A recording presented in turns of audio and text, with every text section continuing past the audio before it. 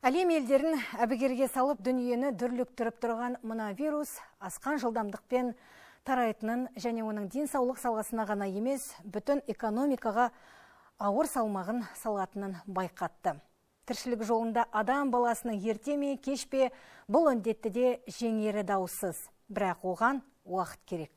Оның жолында темірдей тәртіпке бағыну мен жаппай мойнымызға жауапкершілік жүктеу тұр. Армысыз көрермен, тікелей эфирде адалдық алаңы бағдарламасы. Хабарымыздың тікелей эфирде өтіп жатқандығын естеріңізге салайын. Бүгінгі біздің студиямыздың телефон нөмірлері 28-58-69, сондай-ақ WhatsApp нөмірі арқылы 837-264-15. Осы нөмірге жазбаша түрде сауалдарыңызды қоюларыңызға мүмкіндіктеріңіз бар.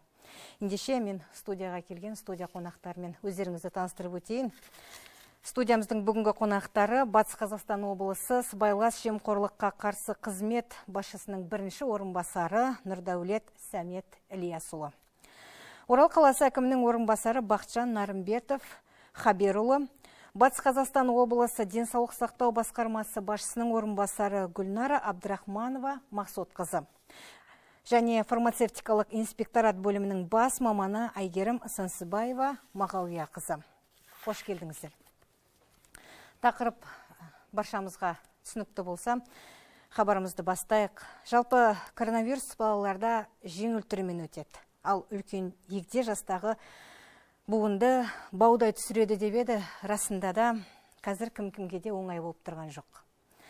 Жасы бар, кәрісі бар. Қанша адам осы қауіпті індеттен көз жұмды. Оттың ортасында жүрген қанша дәрігеріміз осы індеттің кесірінен дәрігерлерімізден айырылдық. Әйгерім, айтыңызшы, бүгінгі статистика қандай? Мына карантин шараларының нәтижесі бар ма? Батыс Қазақстан облысы бойынша коронавирус инфекциясына қарсы эпидемиологиялық жағдайлар бойынша қазір тұрақталып келеді. Біртіндеп қазіргі облыс бойынша 6102 адам COVID-19 жұқтырған болатын. Оның ішінде ауру белгілерімен 2983 адам, ауру белгілерінсіз жоқ 3119 адам тіркелген болатын. Осы COVID-19 адам жалпы көрсеткіші бойынша 100 мың адамға шаққанда 672,7 адам пайыздықпен құрап отыр. Сонымен қатар осы бүгінгі таңда 6 тамызда көрсеткіш бойынша біз карантин шараларын қатаң сақтағанның әсерінен бізде бүгін 53 адам тіркеліп отыр. Олардың ауру белгілерімен 29 адам, ауру белгілерінсіз 24 адам тіркеліп отыр. Бұл жаңа карантин жағдайынан оң нәтиже беріп жатқандығын біз көре аламыз. Сонымен қатар осы жазылғандардың санына тоқталатын болсақ, олар 5250 адам. Олардың ішінде және де қайтыс болғандар саны 48 адамды құрап отыр. Тіркелген осы 6000-ның үстінде адамның ішінде 48 адам осы індеттің кесірінен көз жұмды. Өкінішті әрине. Енді Гүлнар Мақсотқызы, сізден сұрағым келіп отыр. Жаңа айтып отыр, қауіпті жаңағы алғашқы белгілері байқалған және белгілері байқалмай-ақ бұл аурудан өтуге болады.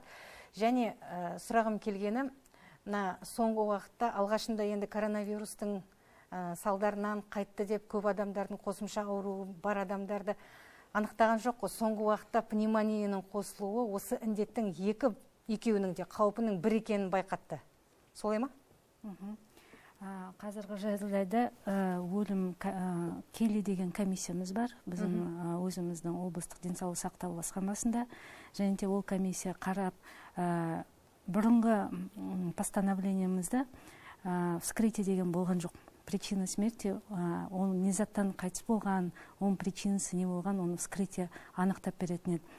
Ол бұрынғы постановлениеде болған жоқ. Енді 27 шілдеден бастап шыққан постановлениеде жасқа дейінгі балдарды, сосын ана өліміне, сосын 65 жасқа дейінгі өлімді вскрытиесін жасаймыз қазіргі таңда. Енді сол бізде қаралып болғаннан кейін комиссиямыз, еще біздерде экспертный комиссиямыз бар. Минздравта сол Министерство здравоохранениеміз тағызда қарап, нақты сосын эксперттер қарайды.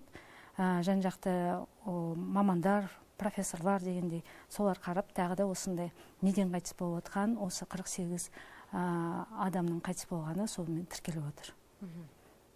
48 адамның көз жұмғаны тіркелді. Бірақ олардың денелері жаңағы жалпы мәйтте вирустың болу қаупі бар деген дерекпен енді ол үйлеріне берілді ма, қалай жерлеуге? Жоқ, бізді жерлегенде де әрбір жұмысымызды біз постановлениеға қаратып жұмыс істеп отырмыз. Сол постановлениеда ол кісіні үйге шығаруға болмайды.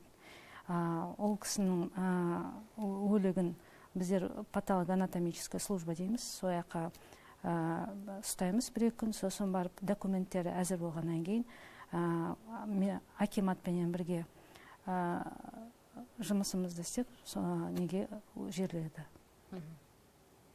Табытпен беріледі деген, әлде қандай жағдайда? Табытпен беріледі, ағаш табытпен, немесе сол туысқандарының цинк бағана айтқандай цинковый табытпен беріледі. Барлық бағана айтқандай санитарлық талаптардың барлығы орындалады. Жақсы.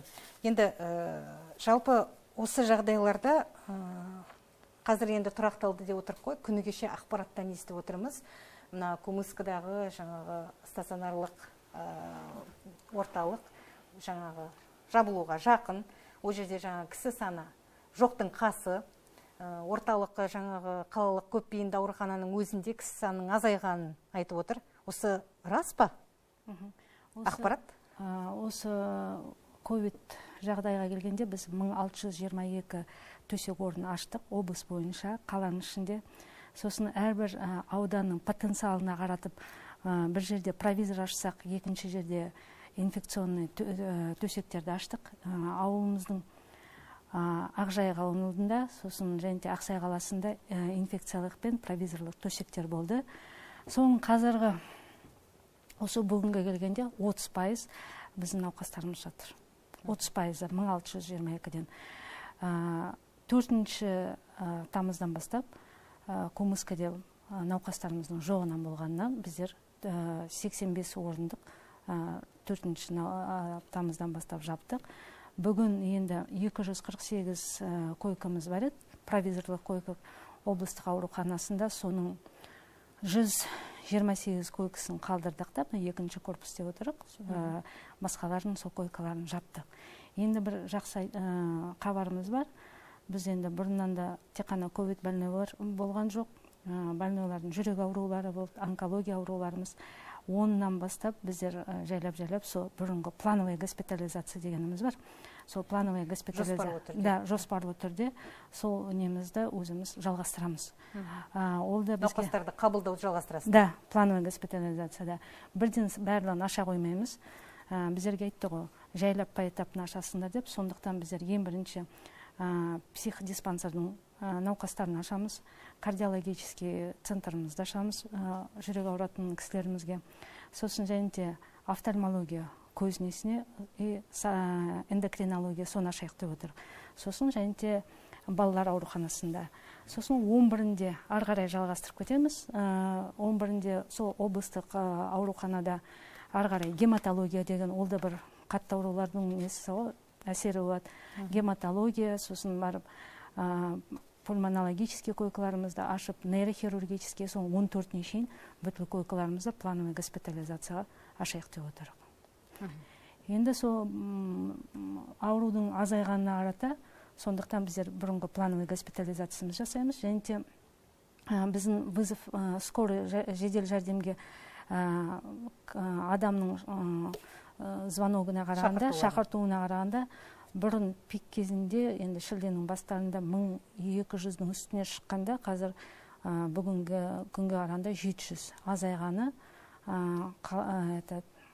Содан кейін біздер енді өзіміздің жоспарлы жұмысымызды бастайық деп отырық. Енді бұл бүгінгі күнгі жағдай ғой. Әлі де енді мысалы шетелдің жаңағы Еуропа елдерін қарап отырсақ, ақпарат құралдарында Германияда бұл аурудың екінші толқыны басталғандығы туралы да жазып жатыр. Біз жалпы алдағы күндерге де дайын болу керектігін ескертетін секілді бұл жағдай. Оған да біз жайлап дайындалып жатырық. Бана Кумыска деген облыстық диспансердағы стационарымызды 85 койка зарезервированный деп жауып барлығын аппаратурасымен барлығы әзір тұр. Любой момент ашу керек дегенде біз сол койкаларымызды ашамыз.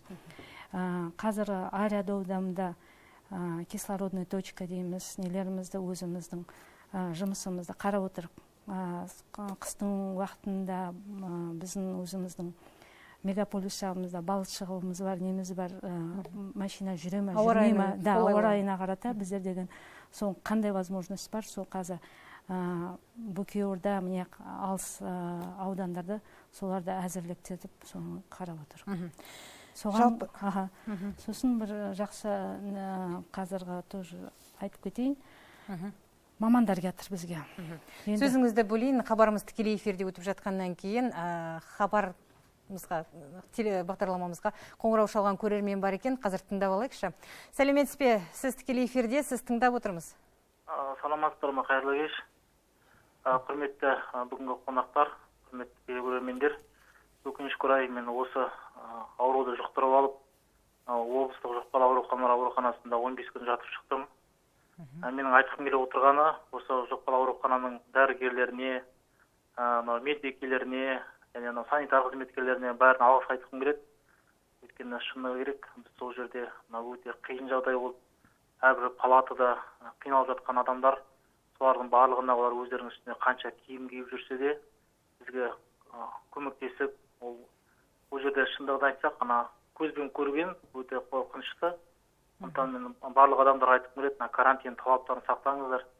Өйткені оны көз алдымызда көріп, көз алдымызда тұрған адамның қайтыс өткеннен көргеннен кейін өте қорқынышты. Сондықтан мен осы дәрігерлерге, жалпы медицина саласының қызметкеріне алғыс айтқым келеді.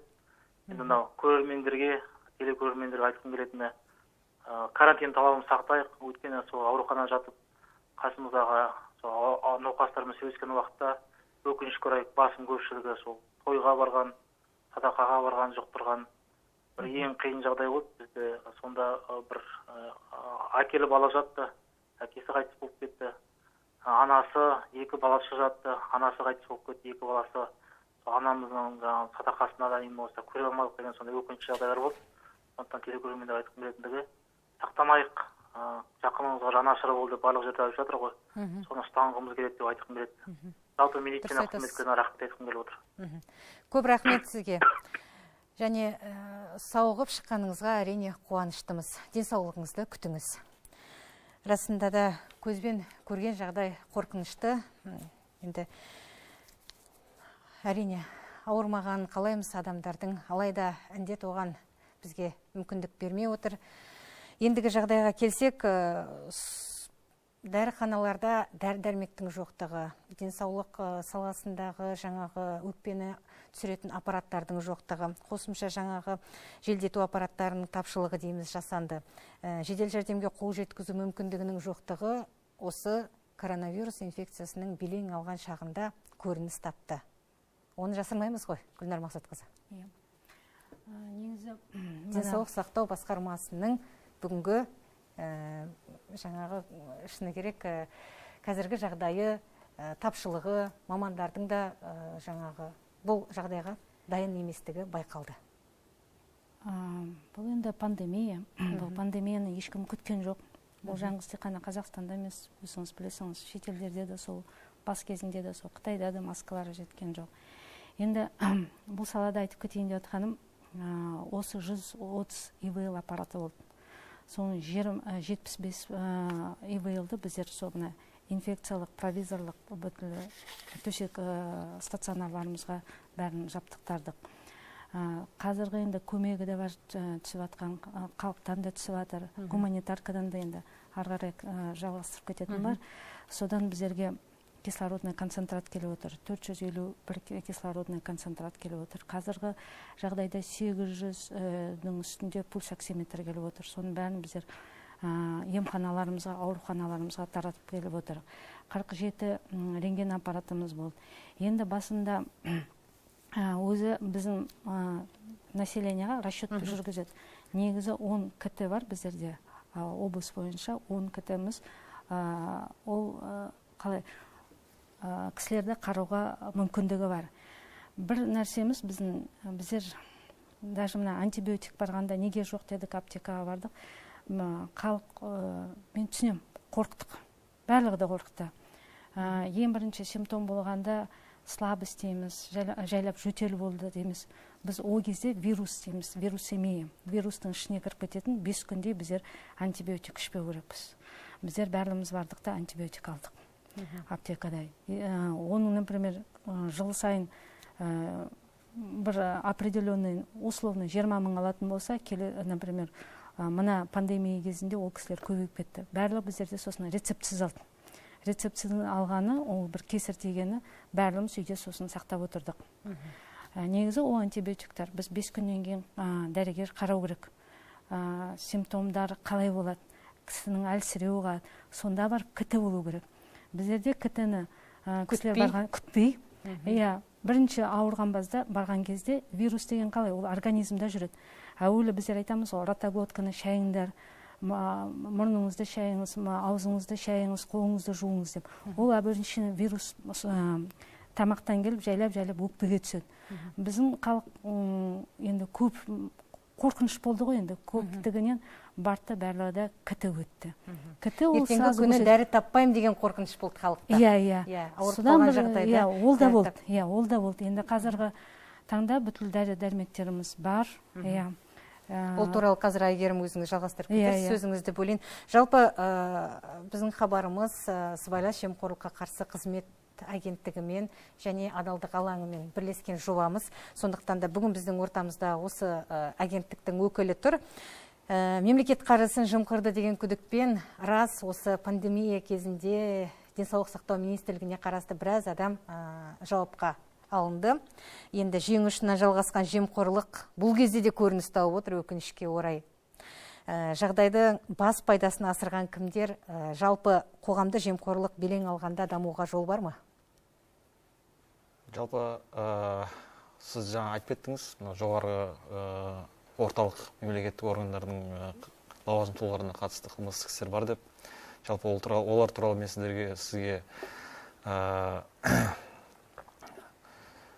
ішіндегі мазмұндамасын айта алмаймын, себебі оның тергеу қажеттілігіне байланысты. Бірақ дегенмен барлық құқық қорғау органдарына мемлекет басшысы тапсырма берді. Осы пандемияға байланысты құқық бұзушылықтарды, қылмыстарды барлығын анықтап, солар бойынша заңды шешім қабылдау тапсырды. Осы жұмысты қарқынды жұмысты жүргізуге. Жалпы біздің өзіміз кейбір негізгі бағыттағы жұмыстарымыз шетке қойып, осы пандемияға байланысты әртүрлі дәрі-дәрмектерін сатумен заңсыз айналысатын азаматтарды, заң тұлғаларды қатысты тексеру жұмыстарды ұйымдастырдық. Бұл салада қылмыстық істер жоқ емес бар. Ол жерде біздің өзімізде сыбайлас жемқорлыққа қарсы іс-қимыл агенттігінің өзімен біраз қылмыстық істер тергеліп жатыр. Ол біреу мысалы үшін жымқыру дерегі бойынша біздің облыста емес, басқа облыста, Алматы облысында сондай қолдан ауа жеткізу аппаратын жоғары бағамен сатып алған, сондай фактілер бар. Ол бойынша шешім қабылданады, мен ойымша, заңды. Жалпы ал біздің облысымызда сәтті болар, енді бізде ондай фактілер әлі анықталған жоқ, бірақ дегенмен әкімшілік құқық бұзушылықтар да анықталып жатыр. Ол туралы мен әріптесім айтып кетеді, бірақ біздің департаментпен осы бүгінгі таңға 3 тексеру құжаттары облыстық тауарлар мен қызметтерінің сапасын бақылау, қауіпсіздігін бақылау департаментіне жолданды. Сол бір азаматқа қатысты 2 әкімшілік құқық бұзушылық хаттама толтырылды. Біреуі жаңағыдай дәрі-дәрмекті лицензиясы сату, сонымен қатар тіркелмеген дәрі-дәрмекті сату деген деректер бойынша, осы фактілер бойынша оған сотпен айыппұл салынды. Ал осы жақында ғана біз күнделікті жүріп жүрген мониторинг топпен дәріханаларды аралап жүрген кезде бір азаматтың, мысалы үшін, мынау Абыл Қайырхан, сосын қателеспесем Қонаев көшесінде ма, сол жерде аскорбин қышқылын сұйық күйіндегі сол дәрі-дәрмегін жоғары бағамен сатып алды. Аталған факті бойынша біз шұғыл арада арыз жазуды ұсындық. Ол арыз жазуға келісті, жауапкершілікке тартам деп өзі ниеттенді, сөйтіп арызын қабылдап, ол бойынша бізде сол жаңағыдай уәкілетті орган, жаңағы тауарлар мен қызметтердің бақылау департаментіне жолдадық. Сол бойынша қазір олар тарапынан тексеру жұмыстары жүргізілуде. Көп жағдайда енді қажетті деген дәрі-дәрмекті біздің тұрғындар бағасына қарамай осы жағдайда сатып алып жатыр ғой. Жақсы. Енді жалпы күресте жұмыла күш біріктірілгені түсінікті. Енді санитарлық дезинфекциялық жұмыстар жүргізілді дейміз. Тауарлар мен көрсетілетін қызметтердің сапасы мен қауіпсіздігін бақылау органдарының өкілдерімен, жергілікті полиция өкілдерімен, волонтерлармен біраз жұмыстардың атқарылғаны мәлім. Бақытжан мырза, карантин талаптарын орындамаған қанша нысан анықталды және оларға қандай шара қолданылды? Орынды сұрақ. Қазіргі таңда енді біздер барлығымыз бас санитарлық дәрігердің қаулысына сәйкес қызмет атқарып жатырмыз. Өмірлік ұстанымызда, күнделікті тұрмысымызда соған байланысты болып жатыр. Сондықтан да енді қаламызда жеке бизнес субъектілері, бағана айтқан шағын және орта бизнес субъектілері бар. Және басқа да халықтың тығыз шоғырланған орындарына қатысты әрине бізде қалада мониторинг топтар жұмыс істеуде. Көпшілікке белгілі, енді осы уақытқа дейін айтып келдік. Сіздер арқылы, бұқаралық ақпарат құралдары арқылы 20 тобымыз бар, 90-нан астам адамдар жұмылдырылған бұл жұмысқа. Бұл жерге мемлекеттік органдар, құзырлы органдар, полиция қызметкерлері және бізге әрдайым қолдау көрсетіп жүрген өзіміздің тұрғындарымыздың ішінен шыққан волонтерлар бар. Соның аясында енді біздің қаламызда 21 базар бар. Оның әрқайсының өзінің территориясы бар. 90-нан астам сауда үйі бар. 2000-ға жуық, 1000-нан астам дүкен бар қаламызда. Бағана сұлулық салондарын айтпағанда қоғамдық моншамыз бар, сауналар бар, ресторандар және банкет залдары бар. О жақта да бірталай нысандары бар. Соның барлығына әрқайсысы 20 округ болып бақылауға алды. Күнделікті бақыланып отырды ғой? Күнделікті бақыланып келе жатыр әлімге шейін.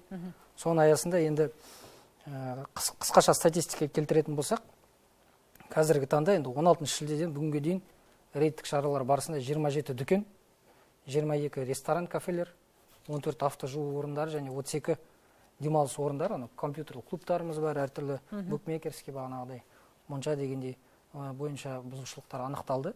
Жалпы есеппен алғанда 1058 жеке тұлғаға және 82 заңды тұлғаға карантин кезінде санитарлық талаптар бұзу фактілері бойынша анықталды. Енді ең көп шоғырланатын жерлер біздің қаламызда бұл Мирлан базары бар, Жайық дүкен, Тұңғыш президент алаңында күнделікті мониторинг жүреді.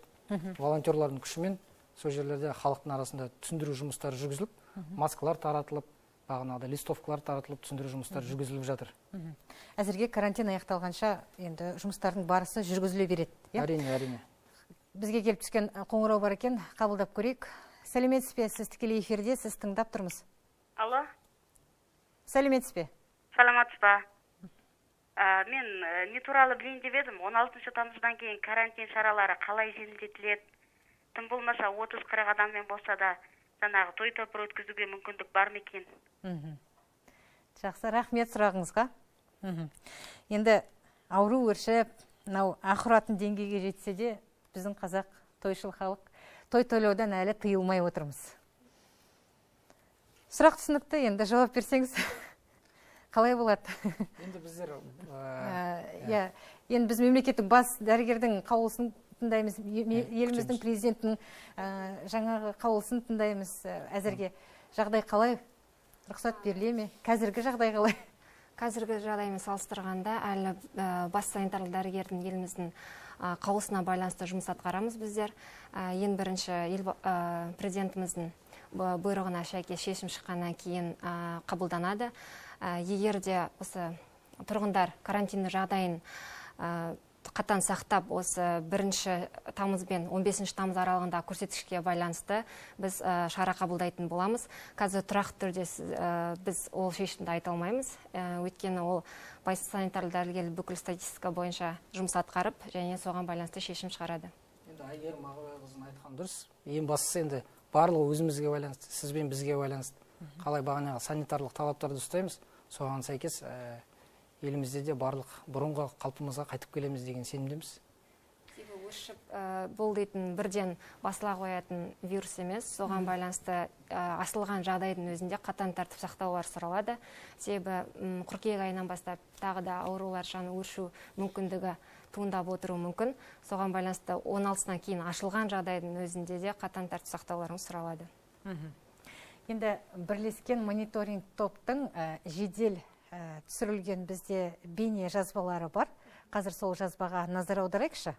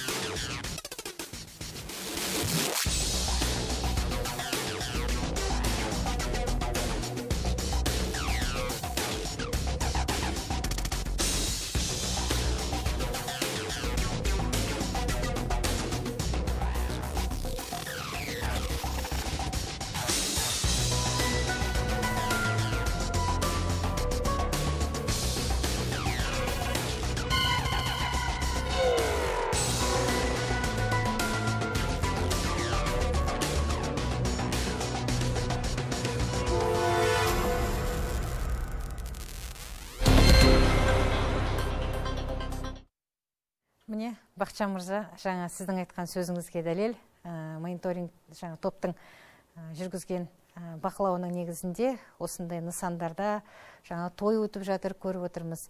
Осы тойға қатысты жалпы анықталды, иә?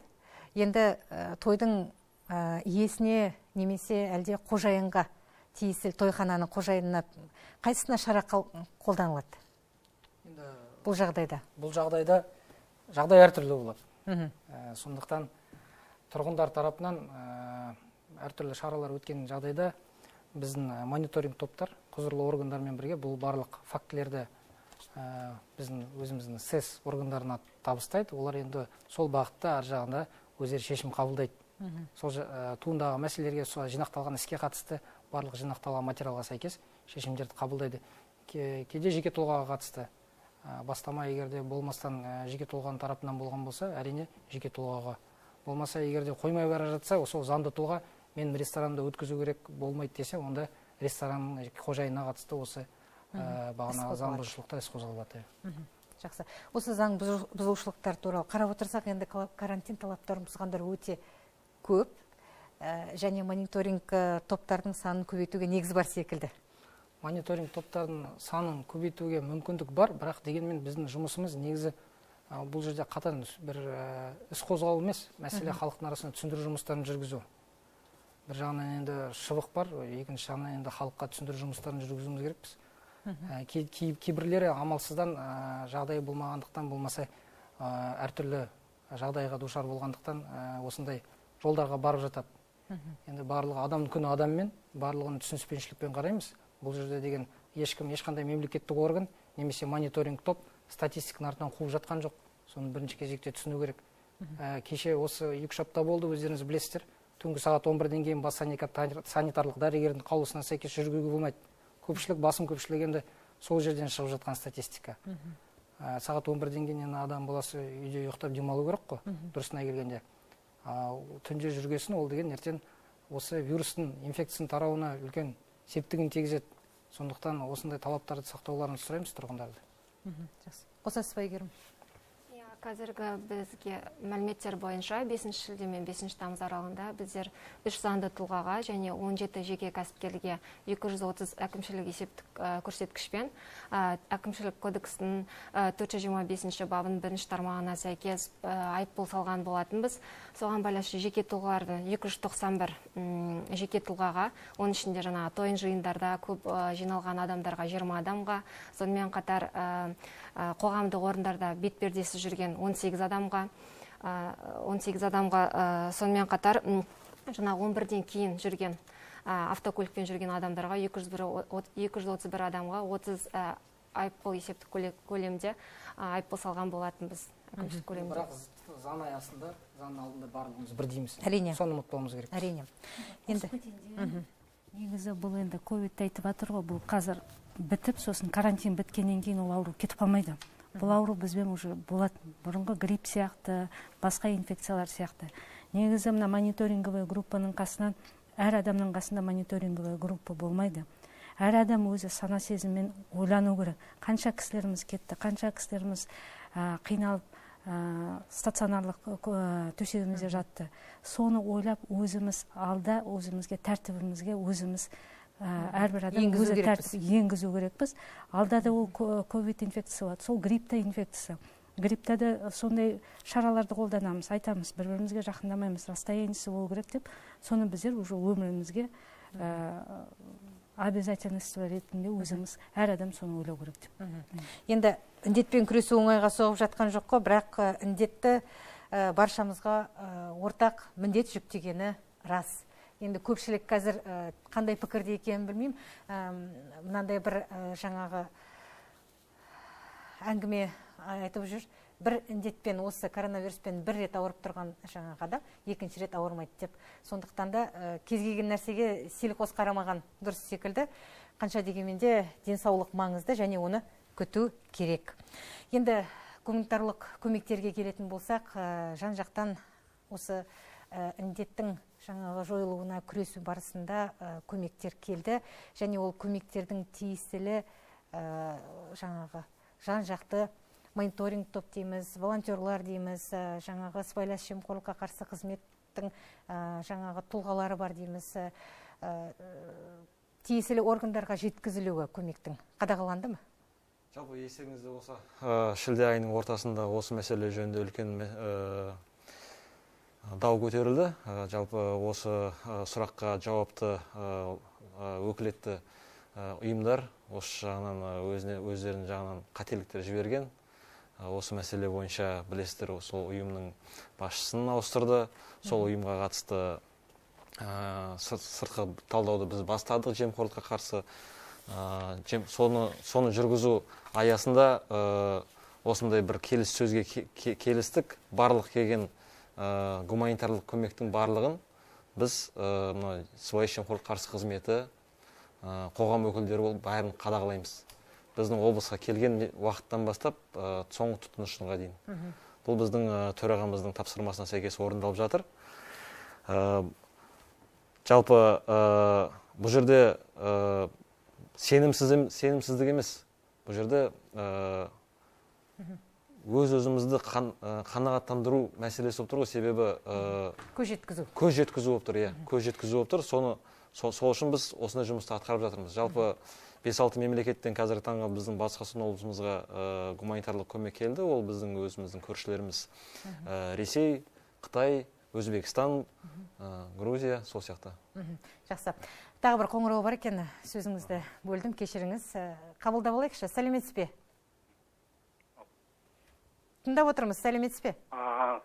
Саламатсыздар, адалдық алаңыңды көріп отыр едім ғой. Коронавирусқа көп адамдар алғашқы уақытта да сенген жоқ. Күні бүгінге дейін сенбейтін сияқты. Мынау қайта-қайта өткенде жаңағы министр алға здравоохранение стой 2 демалыс бұрын ашуға рұқсат сұрап еді президент. Бірақ президентке рахмет, 2 демалысқа мынау келесі айдың 16-сына дейін тағы да ұзартты. Соған мен өте қуаныштымын. Өйткені елде әлі мынау түсінбеушілік көп.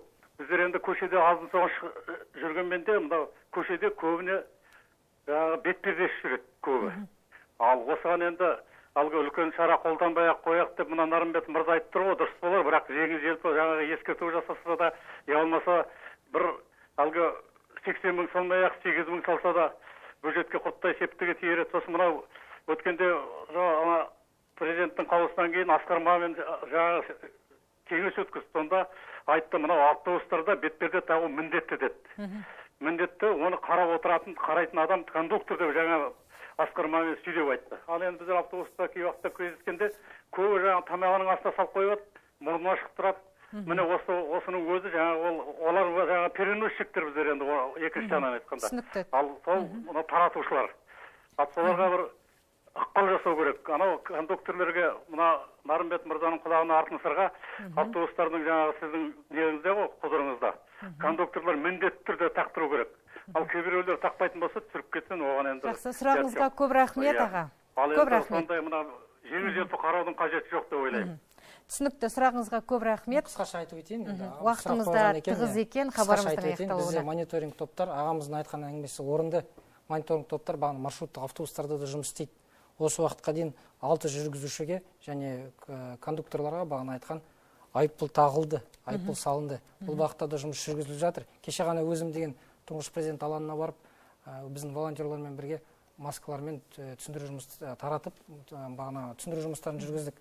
Көбіне жастарға айтарым, көбіне жастар жүреді маскасыз. Өйткені енді жастар деген көп жетпейді ғой, ауру жетпейді деп ойлайды. Сондықтан бірақ олар бессимптомный болса да ертең ата-аналарын жұқтырады, үлкендерін жұқтырады. Сондықтан жастарға айтарымыз енді маскаларыңызды киіп жүріңіздер, бүкіл санитарлық талаптарды орындаңыздар. Енді маска бойынша бетперде деп жатамыз, маска дейміз, жалпы айыппұлдың көлемі де біраз әлеуметтік пікір тудырғаны рас. Бірақ әзірге тек қана біздерде түсіндіру жұмыстары ғана жүргізіліп жатыр, иә?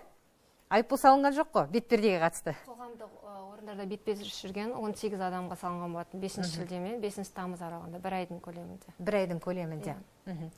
Енді жалпы жағдай әркімнің өзінің санасында. Тек қана жеке басты ғана ойлап қоймай, айналасындағы туғандарын, жақындарын, бауырларын, құрбыларын, достарын дейміз, қоғамды, үлкендерімізді ойласақ, бұл індеттен тезірек арылуды ойласақ, жалпы гигиенаны сақтап, қоғамдық жерлерде бетпердені киіп, осы тәртіпке бағынуымыз керек. Енді өкінішке орай қорытынды сөзді айтып үлгермей жатырмыз. Эфиріміз аяқталып қалған екен. Тікелей эфир болғандықтан хабарымызға келіп, бүгін біздің және көрермендердің сауалдарына жауап бергендеріңізге көптен көп алғысымды білдіремін. Енді бұл тақырып аясында әлі де хабарларымыз өтер. Алғыс білдіреміз сіздерге. Қашанда қандай да болсын, қиындықты сабырмен, ақылмен еңсерген еліміздің бұл жолғы сынақтан да сүрінбей шығарына сеніміміз бар. Ең бастысы, ежелден қанымызға сіңген жауапкершілік жүгін сезіне білейікші. Індеттен сақтану міндет екенін естен шығармайық. Қазір баршамыз үшін денсаулық маңызды. Сондықтан жасалып жатқан сақтық шараларына түсіністікпен, жанашырлықпен қарап, қолымыздан келгенше қолдау көрсетейік. Жұмыла көтеріп талай жүкті жеңілдеткенбіз. Бұл жолғыда сондай ауыз біршіліктен айнымайық. Жауапкершілік, қауіпсіздік кепілі, Ақжайық адалдық арнасында қайта дидарласқанша аман болыңыз.